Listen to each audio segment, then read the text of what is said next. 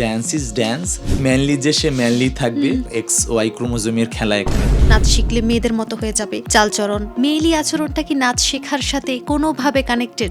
উত্তর দিলে আসলে কোনো কানেকশন নাই, নো কানেকশন। বাবা মারা মনে করতো ছেলেকে নাচে দিলে এটা হয়ে যাবে, আমি সেই সব গার্ডিয়ানদের বলছি এটার সাথে কোনোই কানেকশন নাই। বাংলাদেশের সো কল্ড মুরব্বী সমাজের একটা প্রশ্ন, ছেলে হয়ে নাচেন কেন? আমার একটাই উত্তর, শিল্প হলো কোনো জেন্ডার বেস করে নয়, শিল্প ইজ শিল্প। এই পেশায় আসলে কেমন আয় হয়? থাকে না যে আমার নাচের ধারাটা একটু আধুনিক, একটু বৈশ্বিক, একটু গ্লোবাল ডান্স। অনেকে বলে আমি ঢাকা বিশ্ববিদ্যালয়ে পড়াশোনা করেছি, জাহাঙ্গীরনগর পড়াশোনা করছি, আমি 2টা মাস্টার্স করা, তারপর আমি কোনো জব করছি না। সবার প্রশ্ন যে কোথায় করছো আর জব কবে করছো, proudly I can say that আমার ফুল টাইম প্রফেশন।